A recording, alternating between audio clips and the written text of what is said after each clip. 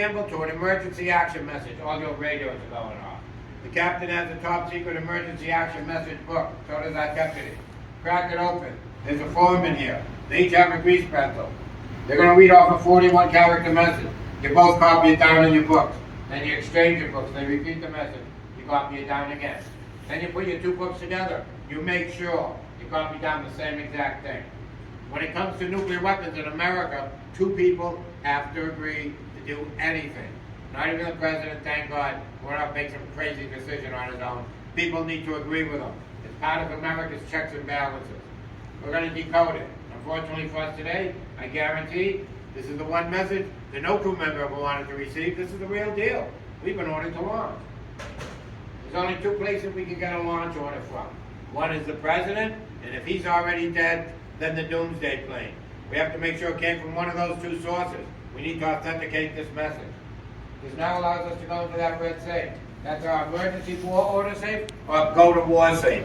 One of the most top secret documents in America was held in that safe, called the PSYOPs, our nuclear battle plans. The battle plans for every nuclear weapon America possessed and what to do with them was held in that safe. That book is incredibly top secret. It was the most top secret thing about this place. It's still top secret to this day. We got in that book with our lives. Pull that book out of there. Taking out 24 of these authenticator cards. Choose the one that corresponds with the first two characters of that message. Take this one, Delta Foxtrot. These were made out of hard plastic. We call them the cookie. Crack open the cookie. Pull out the authenticator card. You ever hear of the nuclear football? Officer follows around the president 24/7, briefcase handcuffed to him with the launch codes in it. This is what's in there. These are the launch codes. You line that up with both your books. You make sure it lines up exactly. If it does, if you agree, it's authenticated, came from the president, we've been ordered to launch. The message itself is going to tell us what page in that PSYOPs book to go to, what battle are we fighting. There's all different scenarios in that book based on what they think the Soviets already launched at us, go into that plan. Going to tell you what time to launch. Take your grease pencil, wait the time to big numbers across the face of your clock so we don't make a mistake. This thing is synchronized to the second. There are 54 Titan IIs about to fly over the North Pole. There are 1,000 Minutemen missiles going over the North Pole. All our nuclear submarines are firing off hundreds of their missiles. All our bombers are getting airborne. They're flying over the North Pole. It all can't go at the same time. It has to go exactly when it has to go. That's why your clock has to be so accurate. Captain, the message is going to tell you which of our three pre-programmed targets you're aiming at. You punch it in there, and it's going to give you the combination to the butterfly valve for the first time ever. You read it off to me. I'll enter the combination here, break the seal, flip this up, hit that switch.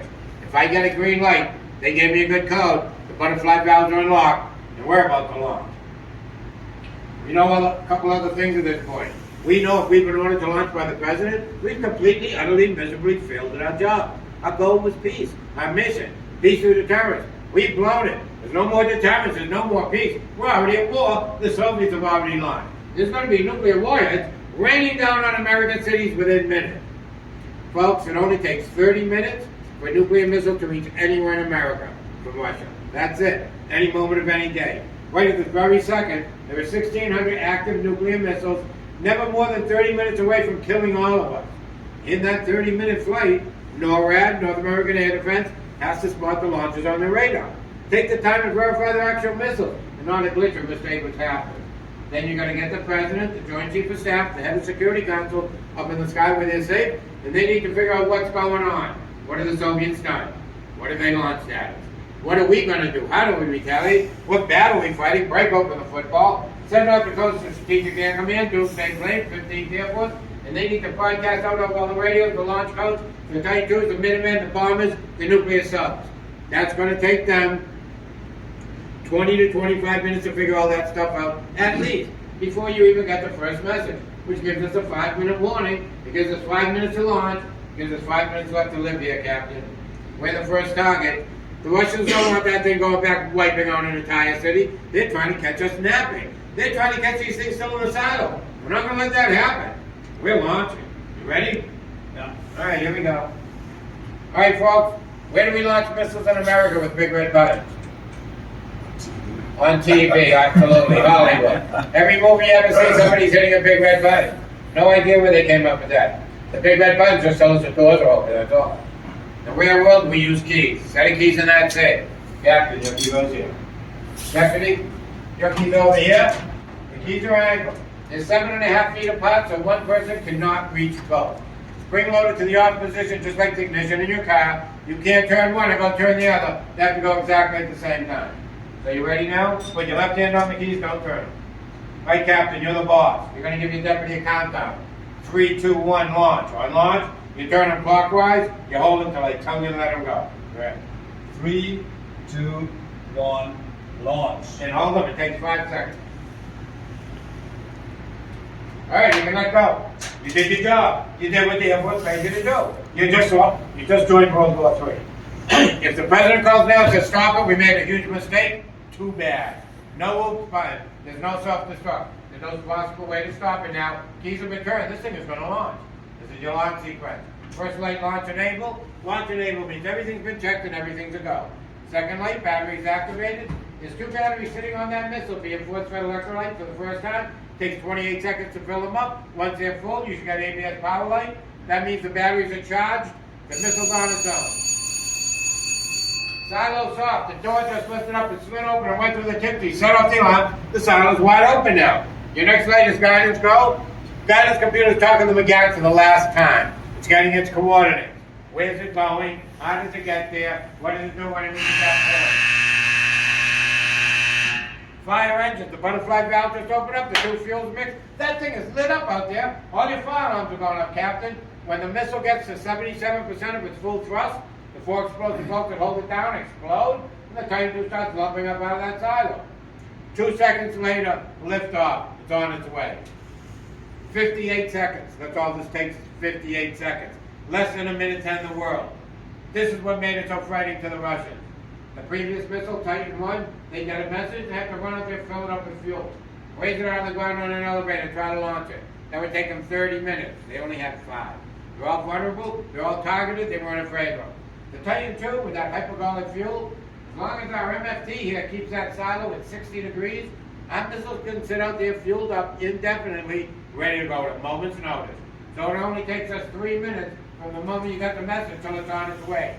Gives us 2 minutes to say our prayers down here, because we know one's incoming. Whether they can hit us or not, we have no idea. But they only have to miss by less than a mile to kill us. First thing, Captain, you put out all the flies in the silo. Deputy calls the base, tells them we had a successful launch. MFT is closing that silo, close your door, try to buy us some added protection. I need to kill the powder, everything blows on but this room. Wait it out, see what our fate is. 3 possibilities for us. They miss us by 100 miles or so, we're going to sit down here for 25 days to let the radiation dissipate. And then we're going to try to climb out. Into what? Whatever's left up there. We have no idea. Nothing down here tells us what happened out there. They land one within a mile, we're instantly vaporized, it's the end of our problem.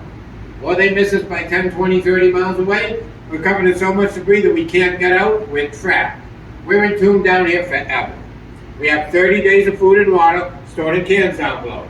At the most, we have 25 days of air left because the blast valve closed. We only have enough diesel fuel to have light for 2 more hours, and then there's 4 of us sitting down here in the dark with 2 pistols and 6 bullets each if we decide to go out that way, which is a personal decision every crew member has to make for themselves, instead of suffocating to death in the dark. Well, we signed up for this. No better for anybody up there. All we know is what's going on with the missile. It's headed towards Target 2.